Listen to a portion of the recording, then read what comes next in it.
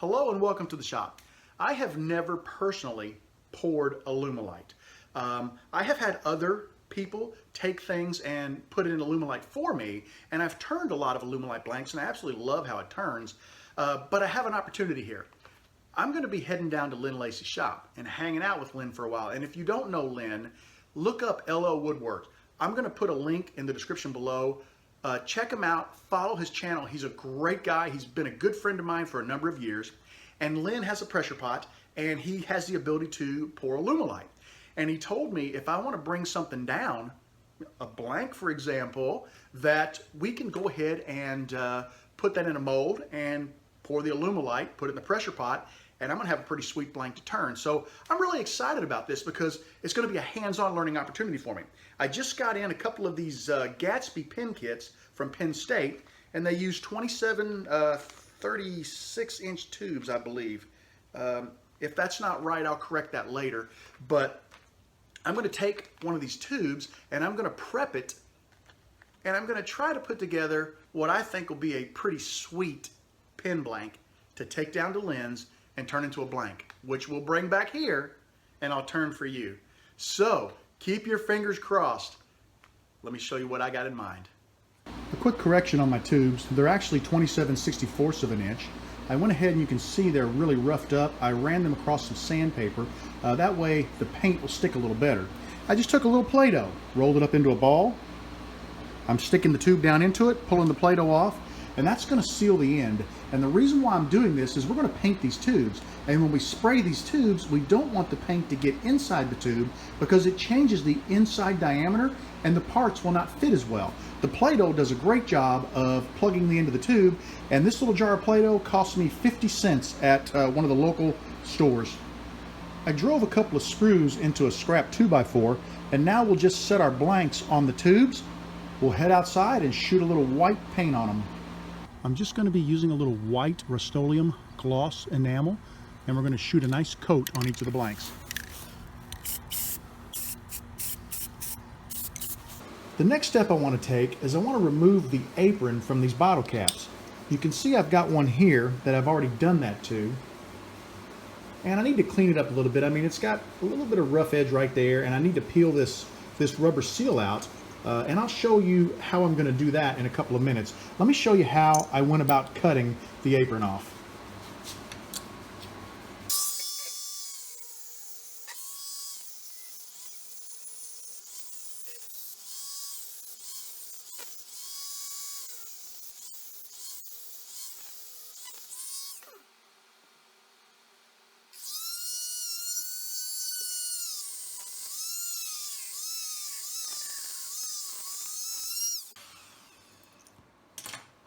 You want to give these a couple of seconds to cool because they can be a little bit hot,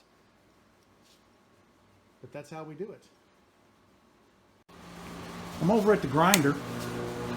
I'm going to give it a second to get up to speed, and all we're going to do is take the rough edges off.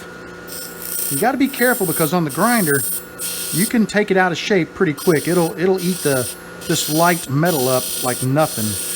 So I just kind of take my time, and I'm shaping it as I go. And I'm just removing the bottom edge so that this top piece is as flat as possible.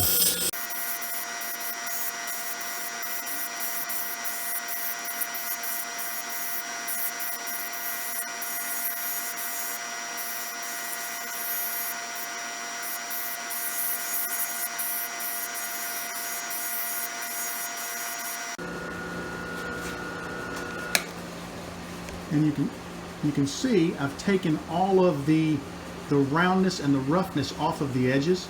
There's a little bit of paint there, but that'll just sort of flick off. And what we want to do now is we're going to go ahead and remove the rubber seal from the bottom.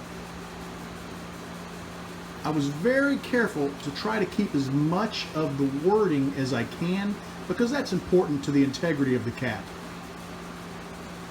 Inside of each bottle cap, you've got these little rubber seals, and they're a little bit of a pain to take off. So I did a little research on the internet today, and I found the easiest way to take them off. This is a candle warmer. I think you can also probably use like a coffee cup warmer, but you heat it up and you pop that in for about 15 seconds. And after it's been in there for about 15 seconds, I'm going to grab it with these pliers so that I don't burn my finger. I'm just going to raise the edge up with a sharp awl. And now I can grab that. And of course, I'll go ahead and use a second set of pliers. I don't have a mitt or anything to protect my hand, but, whoa, it lets you pull that right out, and you can see just how clean it is. Now, I probably should have done this step before I cut the apron off of my bottle caps, but I did not. So I'm going to see if I can get the rubber seal off of a cap without an apron on it. This is going to be a trick because I'm not exactly sure how to hold it.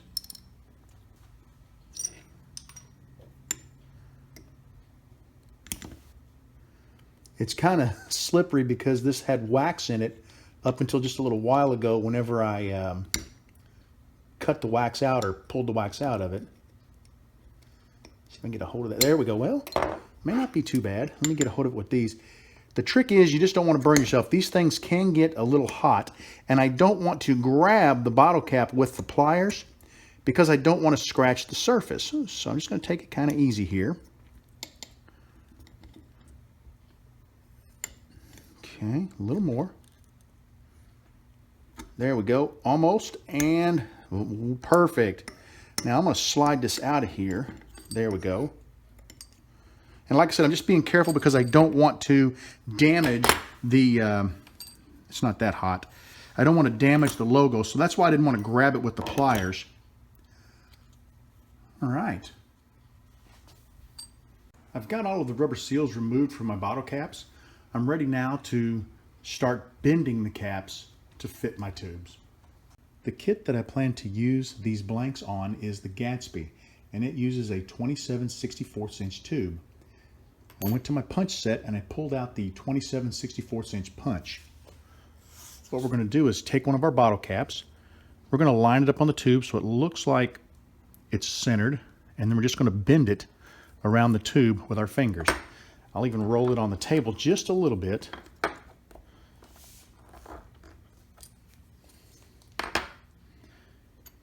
And once we get it rounded, it'll fit right on the tube. All we need to do now is epoxy it to our painted tubes, and we're ready to go. Once you have all of your bottle caps bent and you're preparing to install them on your tube, it's good to have a spare tube to work with. You don't want to scratch your paint up, because what you'll find is when you put these on the tube, notice how much of a gap there is there. So what I do is I just take and squeeze them a little bit, and then I can snap them onto the tube, and you can see how much better they fit. I've already bent all of these, so I'm ready to go ahead now, and I'm going to mix a little bit of epoxy up, and we're going to get these caps glued onto these tubes. I've mixed up a little epoxy, and I'm going to take one last test of my two caps to make sure that they fit nicely on the tube without any problem, and they do. So I'm ready to go ahead and glue them to the white tube. So I'm just going to take a little bit of this epoxy. Going to be very careful to keep it inside of the cap. There we go. And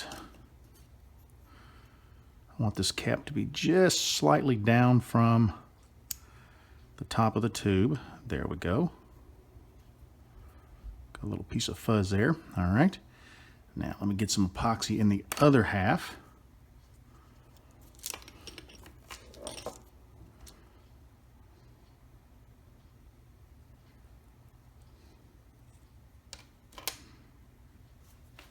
And I want to make sure that I get it pointing the same direction. I'm going to flip it over and I'm going to center it on the back half of the tube.